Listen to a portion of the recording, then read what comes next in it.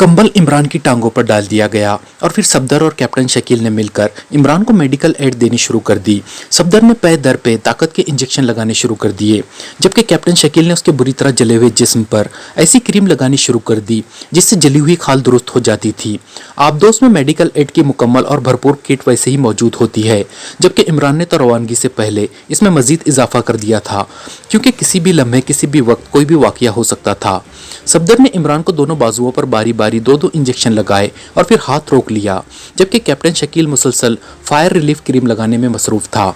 सुर्ख रंग की यह गाढ़ी क्रीम इमरान के सर से लेकर उसके सीने तक इस तरह लगी हुई थी जैसे गाढ़ी मिट्टी दीवार पर थोपी जाती है।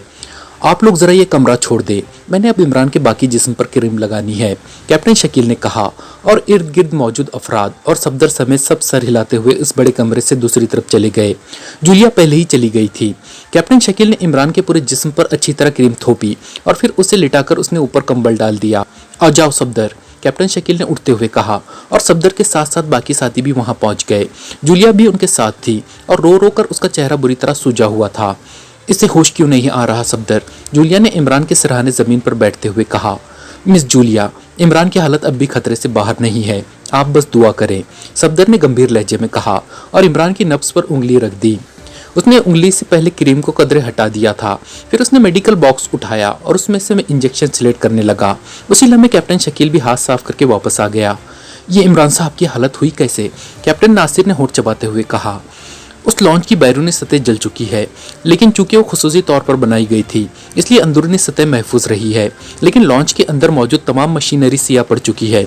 इमरान जिस खुसूसी बेड पर पड़ा था वो बेड भी इस तरह सियाह पड़ा हुआ था जैसे उसे किसी ने दहकते अलाव में डालकर बाद में ठंडा किया हो। और ये भी बता दूं कि हमारी आबदोस के ऊपर वो मछली वाला सारा खोल मुकम्मल तौर पर गायब है। अब ये आम सी आबदोस है जो समंदर की तह में मौजूद है, लेकिन जिस जगह पर मौजूद है वहाँ वो खौफनाक घास वगैरह मौजूद नहीं है, आम सी तह है, कैप्टन शकील ने तफसील बताते हुए कहा। और उसकी बात सुनकर कैप्टन नासिर समेत सब बेख्तियार चौंक पड़े। ओह, ये कैसे मुमकिन है, वो मछली वाला खोल कैसे गायब हो सकता है, कैप्टन नासिर के लहजे में शदीद तरीन हैरत थी। मेरे जहन में एक ख्याल आया है, कैप्टन शकील की बातें सुनकर। यकीनन हमारी आबदोस और इस इमरान वाली लॉन्च पर कोई ऐसा खौफनाक साइंसी हरबा इस्तेमाल हुआ है जिसकी वजह से ये सब कुछ हुआ है। हम इसलिए महफूज रहे हैं कि हमारी आबदोस पर वो मछली वाला खोल था जिसके अंदर आबदोस की सतह तक इमरान ने न जाने क्या क्या भरा रखा था, जबकि इमरान वाली लॉन्च की बैरूनी तह भी जल गई और अंदर भी इसी कदर शदीद हरारत पहुंच गई जिसकी वजह से इमरान का ये हाल हुआ है। सफदर ने कहा, मेरा आइडिया है कि लॉन्च और आबदोस पर रेड मिसाइल फायर किया गया है, कैप्टन शकील ने होठ चबाते हुए कहा। ओ, रेड मिसाइल यानी हल्की ताकत का मिसाइल। कैप्टन शकील की बात सुनकर वो सब वाकई खौफ से उछल पड़े। हाँ, मैंने जो शवाहिद बाहर देखे हैं मैं उनसे इस नतीजे पर पहुंचा हूँ और यकीनन हम सबको अल्लाह ताला ने नई जिंदगी दी है कि इस लॉन्च की एक साइड पर जो स्पेशल टाइप की मशीनरी का कैबिन था वो गायब है। इसका मतलब है कि ये मिसाइल उसी कैबिन की साइड से इस तरह टकराया है कि उसे तोड़ता हुआ ऊपर की तरफ निकल गया है, इसलिए वो बराह रास्त लॉन्च या आबदोस से नहीं टकराया, वरना लॉन्च की खुसूसी बैरूनी सतह और आबदोस पर मौजूद मछली का खोल भी हमें ना बचा सकता। मछली का खोल और लॉन्च की बैरूनी और अंदरूनी हालत सिर्फ इस मिसाइल के फायर होने से पैदा होने वाली बेपनाह हिद्दत का नतीजा है, कैप्टन शकील ने वजाहत करते हुए कहा और सबने बेइख्तियार उसकी तायद में सर हिला दिए। इमरान का जिस्म हरकत में आ रहा है, इमरान होश में आ रहा है, ओ खुदाया तेरा शुक्र है, अचानक जूलिया ने बुरी तरह चीखते हुए कहा। वो सब तो बातों में मसरूफ थे, जबकि जूलिया उनकी बातों से बेनियाज मुसलसल इमरान की तरफ ही मुतवज्जह रही थी, इसलिए उसने इमरान के जिस्म में पैदा होने वाली मामूली सी हरकत भी महसूस कर ली थी। और जूलिया की चीख सुनते ही सब इमरान की तरफ मुतवज्जह हो गए। सफदर ने जल्दी से उसकी नब्ज दोबारा पकड़ ली और दूसरे लम्हे उसके चेहरे पर इत्मीनान के आसार नुमाया हो गए। हैरत अंगेज, इंतहाई हैरत अंगेज, वाकई इमरान साहब के जिस्म में कुदरत ने बेपनाह कुव्वत मुदाफ़ियत भर रखी है, वरना ऐसी हालत में मुब्तला होने के बाद तो हफ्तों होश नहीं आ सकता, सफदर ने मुस्कुराते हुए कहा और बैग से एक और इंजेक्शन निकालने लगा। इमरान के जिस्म में अब हरकत महसूस तो होने लगी थी, लेकिन ये हरकत बेहद मामूली थी। लेकिन सफदर ने जैसे ही इंजेक्शन लगाया हरकत तेज हो गई और चंद लम्हों बाद ही इमरान के मुंह से तेज कराहसी निकली और फिर उसने आंखें खोलने की कोशिश की, लेकिन आंखों के पपोटों पर सुर्ख रंग की क्रीम की गाढ़ी तह की वजह से उसकी आंखें ना खुल पा रही थी। कैप्टन शकील ने उंगली की मदद से पपोटों पर से क्रीम हटानी शुरू कर दी। इमरान, इमरान, तुम होश में आ गए इमरान, ओ खुदा शुक्र है, जूलिया ने मसरत से कपकपाते हुए लहजे में कहा और उसी लम्हे इमरान की आंखें एक झटके से खुल गई।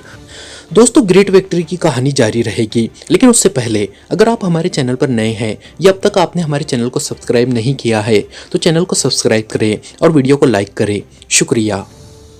पानी, ओह आग लगी हुई है। पानी। इमरान ने आंखें खोलते ही बेख्तियार दाएं बाएं सर मारते हुए कहा। उसके बोलने का अंदाज कतई लाशऊरी सा था। पानी ले आओ, कैप्टन नासिर ने चीखकर अपने एक साथी से कहा और वो तेजी से एक कमरे की तरफ दौड़ पड़ा। अभी आ जाता है पानी, हौसला करो इमरान, तुम अब महफूज हो, सफदर ने कहा। पानी, आग, ओ खुदा की पनाह, आग, जहन्नुम की आग, पानी। इमरान की हालत उसी तरह गैर थी। वो मुसलसल दाएं बाएं सर मार रहा था। उसी लम्हे कैप्टन नासिर का साथी मिनरल वाटर की एक बड़ी सी बोतल उठाए वापस आ गया और सफदर ने उससे बोतल लेकर उसका ढक्कन खोला और फिर बोतल का मुंह इमरान के मुंह से लगा दिया। इमरान गटागट पानी पीने लगा। पानी उसकी बाचों से भी बह रहा था, लेकिन वो मुसलसल पानी पिए जा रहा था। लेकिन सफदर ने जल्द ही बोतल उसके मुंह से हटा ली, क्योंकि इस हालत में ज्यादा पानी भी इमरान के लिए नुकसानदेह हो सकता था। लेकिन इतने पानी ने भी इमरान के हलक में जाकर अपना असर दिखा दिया था। इमरान की कराहें भी खत्म हो गई थी और उसकी आंखों में मौजूद वहशत भी दूर हो गई थी। इमरान, इमरान, तुम्हें क्या हो गया था?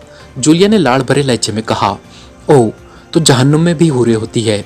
वाह, पहले तो यही सुना था कि सिर्फ जन्नत में ही होती है, इमरान ने यकलक हैरत भरे लहजे में कहा।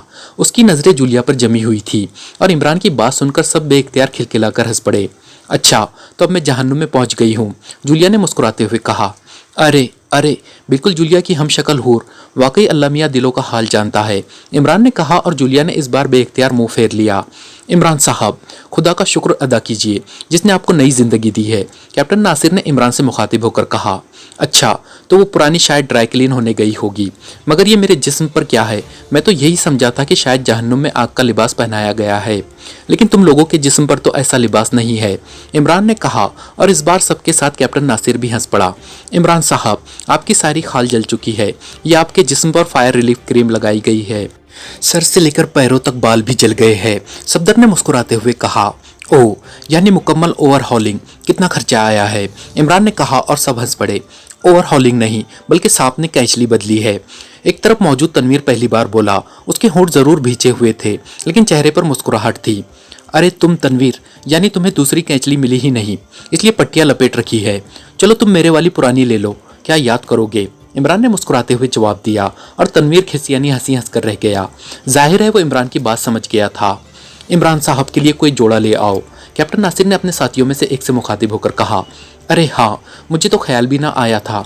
इमरान साहब, आप लिबास पहन ले ताकि आपको किसी बेड तक ले जाया जा सके, सफदर ने उठते हुए कहा। यानी वो अंग्रेजी मुहावरा पूरा करना चाहते हो, nip the evil in the bud, कि बुराई को जन्म लेने से पहले ही खत्म कर दो, इमरान ने मुस्कुराते हुए कहा। उसने बेड का लिफ्ट सुनकर ये फिक्रा कहा था और सब हंस पड़े। काश ऐसा हो जाता, तनवीर ने कहा और एक बार फिर कमरा कहकहो से गूंज उठा। इस बार इमरान भी बेइख्तियार हंस पड़ा था। तनवीर ने वाकई खूबसूरत जवाब दिया था और फिर थोड़ी देर बाद इमरान लिबास पहने एक बेड पर लेटा हुआ था।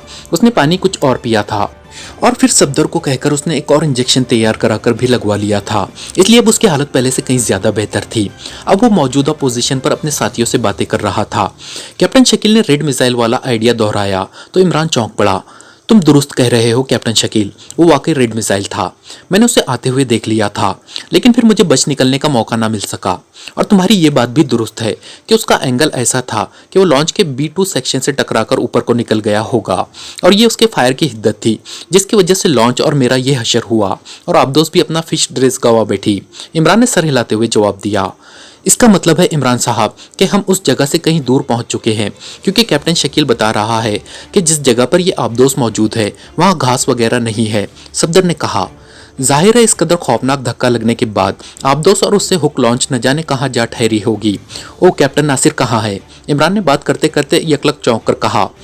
वो मेरे ख्याल में मशीन रूम की तरफ गए हैं अपने साथियों के साथ, सफदर ने कहा। उसे जरा बुलाओ, मेरे जहन में एक ख्याल आया है, अगर वो पूरा हो जाता है तो फिर हम आसानी से यहाँ से निकल जाएंगे, वरना यहाँ तह में कब तक पड़े रहेंगे। आखिरकार यहाँ मौजूद ऑक्सीजन का जखीरा खत्म हो जाएगा। और हाँ कैप्टन शकील, तुम बाहर गए थे, वो ताबकारी असरात, इमरान बात करते करते एक बार फिर चौंक पड़ा। ताबकारी असरात? ओ, मैंने तो ख्याल नहीं किया। वैसे पानी का रंग तो आम सा था, कोई खास तब्दीली तो मुझे महसूस नहीं हुई, कैप्टन शकील ने जवाब दिया। पानी में हल्के सुर्ख रंग की चमक तो ना थी, इमरान ने कहा। नहीं, कतई नहीं। अगर ऐसा होता तो मैं ज़रूर महसूस कर लेता, कैप्टन शकील ने हतमी लहजे में जवाब देते हुए कहा। जी इमरान साहब, आपने मुझे बुलाया है। उसी लम्हे कैप्टन नासिर ने उस कमरे में दाखिल होते हुए कहा। हाँ कैप्टन नासिर, आपने इमरजेंसी बैटरियाँ चेक की हैं? इस कदर खौफनाक हिद्दत का यकीनन उन पर असर हुआ होगा, और वो अगर ओवरचार्ज हो चुकी हो तो फिर L30 रेस के असरात ख़त्म करके आप दोस्त की मशीनरी को हरकत में लाया जा सकता है। इमरान ने कैप्टन नासिर से कहा। ओह हाँ, मैं चेक करता हूँ। मैं तो मशीन रूम की एडजस्टमेंट कर रहा था, उसका तो हुलिया ही बिगड़ा हुआ है, कैप्टन नासिर अली ने सर हिलाते हुए कहा। साथ साथ इन बैटरियों को चेक कर ले, वो आप दोस्त के बाहर थी और फिश ड्रेस का खात्मा यकीनन खौफनाक हिद्दत से हुआ है, तो इस हिद्दत का असर लाजमन इन बैटरियों पर पड़ा होगा, इमरान ने कहा। और कैप्टन नासिर सर हिलाता हुआ वापस चला गया। इमरान साहब, आपकी बात के बाद मुझे ख्याल आ रहा है कि मेरा वो रेड मिसाइल वाला आइडिया गलत है, वरना तो वाकई पानी में ज्यादा नहीं तो हल्का सा असर ताबकारी का जरूर मौजूद होता। कैप्टन नासिर अली के जाने के बाद कैप्टन शकील ने कहा। ये बात नहीं कैप्टन शकील, वो वाकई रेड मिसाइल था, मैंने उसे खुद आते देखा था, इमरान ने कहा। तो फिर वो ताबकारी असरात कहाँ गए? कैप्टन शकील ने कहा। वो जीको घास ने खा लिए होंगे, और ये भी हो सकता है कि हम वहाँ से बहुत दूर आ चुके हों, और जाहिर है ताबकारी असरात एक महदूद इलाके तक ही रहते हैं, इमरान ने कहा। और कैप्टन शकील ने सर हिला दिया। मेरा ख्याल है तुम अब कुछ रेस्ट कर लो, ऐसा ना हो कि तुम्हारी संभली हुई तबीयत फिर बिगड़ जाए। और फिश ड्रेस का खात्मा यकीनन खौफनाक हिद्दत से हुआ है, तो इस हिद्दत का असर लाजमन इन बैटरियों पर पड़ा होगा, इमरान ने कहा। और कैप्टन नासिर सर हिलाता हुआ वापस चला गया। इमरान साहब, आपकी बात के बाद मुझे ख्याल आ रहा है कि मेरा वो रेड मिसाइल वाला आइडिया गलत है, वरना तो वाकई पानी में ज्यादा नहीं तो हल्का सा असर ताबकारी का जरूर मौजूद होता। कैप्टन नासिर अली के जाने के बाद कैप्टन शकील ने कहा। ये बात नहीं कैप्टन शकील, वो वाकई रेड मिसाइल था, मैंने उसे खुद आते देखा था, इमरान ने कहा। तो फिर वो ताबकारी असरात कहाँ गए? कैप्टन शकील ने कहा। वो जीको घास ने खा लिए होंगे, और ये भी हो सकता है कि हम वहाँ से बहुत दूर आ चुके हों, और जाहिर है ताबकारी असरात एक महदूद इलाके तक ही रहते हैं, इमरान ने कहा। और कैप्टन शकील ने सर हिला दिया। मेरा ख्याल है तुम अब कुछ रेस्ट कर लो, ऐसा ना हो कि तुम्हारी संभली हुई तबीयत फिर बिगड़ जाए। जूलिया ने जो अब तक खामोश बैठी हुई थी इंतहाई हमदर्दाना लहजे में कहा। हाँ इमरान साहब, वाकई आप रेस्ट करें। कैप्टन शकील और दूसरे साथियों ने भी जूलिया की तायद करते हुए कहा, और इमरान ने मुस्कुराकर आंखें बंद कर ली। शायद वो खुद भी ऐसा महसूस कर रहा था। स्पेशल आबदोस इंतहाई तेज़ रफ्तारी से समंदर की तह में सफ़र करती हुई आगे बढ़ी जा रही थी। आबदोस के मेन रूम में मार्क आबदोस के कैप्टन डिक्सन के साथ एक कुर्सी पर बैठा हुआ था, जबकि आबदोस का बाकी क्रू अपने अपने कामों में मसरूफ़ था। मार्क की नज़रें सामने मौजूद एक मशीन के डायलों और मशीन के दरमियान नस्ब बड़ी सी स्क्रीन पर जमी हुई थी। मेन रूम में मुख्तलिफ साइडों पर कई अजीब व गरीब मशीनें नस्ब थी, जिन्हें उनके सामने खड़े हुए अफराद ऑपरेट कर रहे थे। ये वाकई स्पेशल आबदोस थी। इसमें हर किस्म के हमले से निपटने और हर टाइप का हमला करने का मुकम्मल निज़ाम मौजूद था। उसके साथ साथ उसमें ऐसे जदीद तरीन कैमरे भी नस्ब थे जो आबदोस के चारों तरफ मौजूद इलाके की बाकायदा फिल्म भी बना सकते थे, और इस वक्त भी कैमरे अपने काम कर रहे थे। लॉन्च जिस तरफ बढ़ी जा रही थी उधर समंदर का पानी स्याही माइल था, और ख़ास तौर पर तह में तो गहरा अंधेरा छाया हुआ था।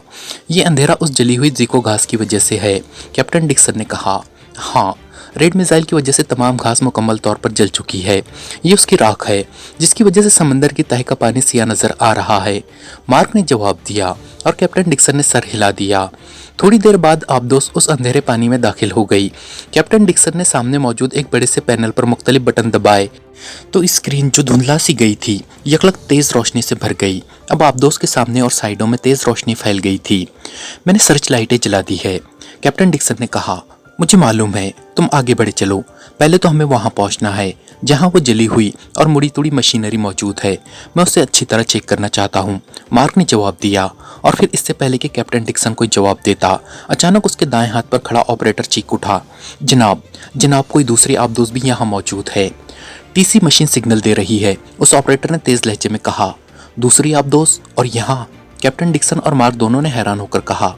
जी हाँ, ये देखिए ये सिग्नल, उस ऑपरेटर ने कहा, और वो दोनों अपनी अपनी कुर्सियों से उठकर तीर की तरह उस ऑपरेटर की तरफ बढ़े। वाकई उस ऑपरेटर के सामने मौजूद एक बड़ी सी मशीन के दरमियान एक छोटा सा सुर्ख रंग का बल्ब तेजी से जल बुझ रहा था। ओह, वाकई मार्टर दुरुस्त कह रहा है। ये सिग्नल बता रहा है कि रेडियो लहरें किसी आबदोस से टकरा रही हैं, कैप्टन डिक्सन ने तेज लहजे में कहा। ओह, चेक करो, कहाँ है ये? मार्क के लहजे में बेपनाह हैरत थी। जनाब, ये डायल देखिए, यहाँ से कम अज कम 12 किलोमीटर के फासले पर है, और जनाब ये आबदोस चल नहीं रही। वरना इसकी हरकत बताने वाला ये डायल भी उसकी हरकत, स्पीड और सिमत बता देता, जबकि ये खामोश है। मार्टर ने एक डायल की तरफ इशारा करते हुए कहा और डिक्सन और मार्क दोनों चौंक कर उसे देखने लगे। ओह वाकई, लेकिन इसकी मशीनरी क्यों बंद है? चलो हरकत ना कर रही होगी, लेकिन बहरहाल मशीनरी तो बंद नहीं की जा सकती।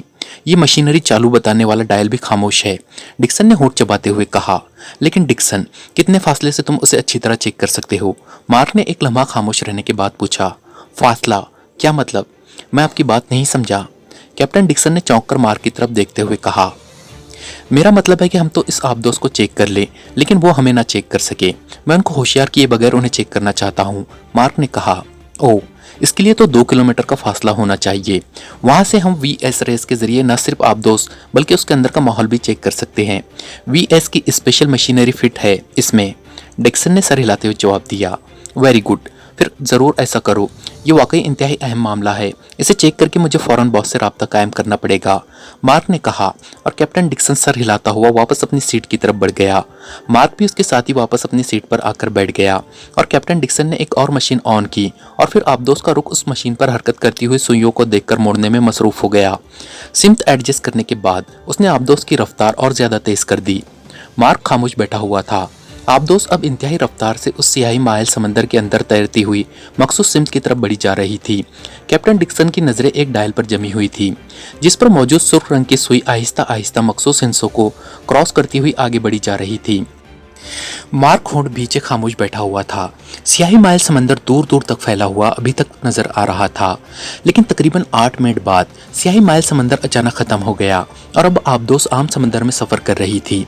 और सियाही माइल समंदर के खात्मे के तकरीबन 5 मिनट बाद कैप्टन डिक्सन ने आबदोस की रफ्तार कम करनी शुरू कर दी और मार्क चौंक कर सीधा हो गया, क्योंकि रफ्तार कम होने का मतलब था कि वो पॉइंट करीब आ गया है जहां से उस पुरअसरार आबदोस की चेकिंग हो सकती है। अब मशीनरी चलने का सिग्नल मिला है मार्टर, कैप्टन डिक्सन ने मुड़े बगैर साइड पर खड़े हुए मार्टर से पूछा। नहीं बॉस, मशीनरी ऑन नहीं है उस आबदोस की, अलबत्ता आबदोस से मिलने वाला सिग्नल अब तेज हो गया है, मार्टर ने जवाब दिया और कैप्टन डिक्सन ने सर हिला दिया। आबदोस आहिस्ता होते होते अब समंदर की तह में रुक चुकी थी। कैप्टन डिक्सन ने जल्दी से सामने मौजूद मशीन की साइड पर लगे हुए छोटे से रिसीवर का बटन दबाया। Hello Mackie, captain Dixon calling. Captain Dixon ने मशीन रूम में मौजूद अपने असिस्टेंट से बात करते हुए कहा। यस बॉस, दूसरी तरफ से एक आवाज़ उभरी। मैकी, वीएस रेस मशीन को ऑपरेट करो। हमसे शुमाल मगरिब की सिमत में तकरीबन 2 किलोमीटर के फासले पर एक आबदोस मौजूद है। उसकी मौजूदगी का सिग्नल तो हमें मिल रहा है, लेकिन उसकी मशीनरी चालू होने का सिग्नल नहीं मिल रहा।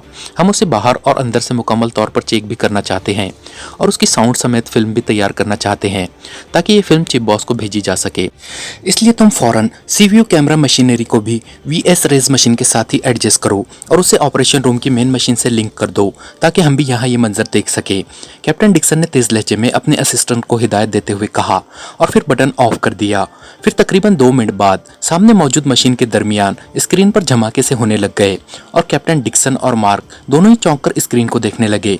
काफी देर तक मुसलसल धमाके होते रहे, फिर यकलख्त एक धमाके से मंजर ठहर गया और कैप्टन डिक्सन और मार्क दोनों ही अपनी अपनी नशिस्तों पर जैसे उछल पड़े, क्योंकि उन्हें स्क्रीन पर समंदर की तह में एक आबदोस के साथ ही एक मिसाइल नुमा मखसूस किस्म की लॉन्च पड़ी साफ नजर आने लग गई थी। वो दोनों एक दूसरे के साथ मुंसलिक थी। ओह, ये मिसाइल नुमा लॉन्च तो बिल्कुल वही है जिसे रेड मिसाइल के जरिए तबाह किया गया था, लेकिन ये सिया पड़ जाने के बावजूद सही सलामत पड़ी हुई है। मार्क के लहजे में बेपनाह हैरत थी। इसका स्क्रीन को देखने का अंदाज ऐसा था जैसे उससे अपनी आंखों पर यकीन न आ रहा हो। मंजर आहिस्ता आहिस्ता स्क्रीन पर वाज़ेह होता जा रहा था और फिर क्लोजअप में आने के बाद यकलख्त एक धमाका हुआ और उसके साथ ही इस मिसाइल नुमा लॉन्च का अंदरूनी हिस्सा स्क्रीन पर नजर आने लग गया, लेकिन अंदर भी हर चीज़ सिया पड़ चुकी थी, लेकिन वहाँ कोई आदमी या उसकी लाश मौजूद न थी। मैकी को कहो कि आबदोस को अंदर से चेक करे, मार्क ने कैप्टन डिक्सन से मुखातिब होकर कहा। अभी करेगा, उसे मालूम है, कैप्टन डिक्सन ने कहा और वाकई उसका फिक्रा खत्म होते ही स्क्रीन पर एक बार फिर धमाके होने लग गए। उसके बाद मंजर उभरा तो अब आबदोस दूर से नजर आने लग गई थी। फिर आबदोस आहिस्ता आहिस्ता क्लोज होनी शुरू हो गई और फिर एक धमाके से आबदोस का अंदरूनी मंजर स्क्रीन पर उभर आया और इस बार मुहावरतन नहीं बल्कि हकीकतन ही वो दोनों कुर्सियों से उछलकर खड़े हो गए। ओ, ये कौन लोग हैं? मार्क ने हैरत भरे अंदाज में कहा और इस तरह आगे स्क्रीन पर झुक गया जैसे नजदीक से देखकर उसे पहचानने की कोशिश कर रहा हो। एक आदमी बिस्तर पर लेटा हुआ था, लेकिन उसका पूरा जिस्म सुर्ख रंग की गाढ़ी सी क्रीम से ढका हुआ था। सिर्फ उसकी आंखें खुली हुई थी। उसके गिर्द एक स्विस नजाद औरत और 4 एशियाई मर्द बैठे हुए थे। इमरान साहब, आपकी बात के बाद मुझे ख्याल आ रहा है कि मेरा वो रेड मिसाइल वाला आइडिया गलत है, वरना तो वाकई पानी में ज्यादा नहीं तो हल्का सा असर तापकारी का जरूर मौजूद होता। एक लंबे तड़ंगे आदमी की आवाज मशीन से बरामद हुई। चूंकि उस लंबे तड़ंगे आदमी के होठ हिल रहे थे, इसलिए मार्क समझ गया कि वही बोल रहा है। ये बात नहीं है कैप्टन शकील, वो वाकई रेड मिसाइल था, बिस्तर पर लेटे हुए सुर्ख क्रीम वाले आदमी ने जवाब देते हुए कहा। और अब ये उनकी गुफ्तगू जारी ही थी कि यकलक्त एक धमाके से स्क्रीन साफ हो गई। बॉस बॉस, उस आबदोस की मशीनरी चालू हो गई है। मशीन ने सिग्नल देने शुरू कर दिए हैं। उसी लंबे साइड पर खड़े हुए ऑपरेटर मार्टर की चीखती हुई आवाज सुनाई दी। ओ, इसी वजह से चेकिंग मशीन की रेस का असर खत्म हो गया है। इसका मतलब है कि उस आबदोस में जदीद तरीन मशीनरी फिट है। कैप्टन डिक्सन, आबदोस को फौरन वापस ग्रेट बॉल ले चलो। मैं बॉस डोचे को मुकम्मल रिपोर्ट देना चाहता हूँ, मार्क ने तेज तेज लहजे में कहा। अगर आप कहें तो उस पर फायर ना खोल दिया जाए। स्पेशल आबदोस में इंतहाई ताकतवर हमला आवर मशीनरी मौजूद है, कैप्टन डिक्सन ने जवाब देते हुए कहा। अहमक हो गए हो, सुनी नहीं तुमने इनकी बातें? हमारा खौफनाक तरीन रेड मिसाइल उनका कुछ नहीं बिगाड़ सका, तो ये छोटे मोटे हरबे उनका क्या बिगाड़ लेंगे? चलो वापस, ये अहम मसला है। बॉस भी किसी इमरान का नाम ले रहा था और यहाँ भी इमरान मौजूद है। अब बॉस डोचे ही इसके बारे में कोई हतमी फैसला कर सकता है, मार्क ने तेज लहजे में कहा। और कैप्टन डिक्सन ने सर हिलाते हुए आबदोस को हरकत दी और फिर वो उसे मोड़कर वापस ग्रेट बॉल की तरफ रवाना हो गया। मार्क खामोश बैठा हुआ मुसलसल अपने होंठ दांतों से चबा रहा था। उसके जहन में अजीब से खौफ ने डेरा डाल लिया था कि जो लोग रेड मिसाइल के फायर से बच निकले हैं, उनका खात्मा नामुमकिन है।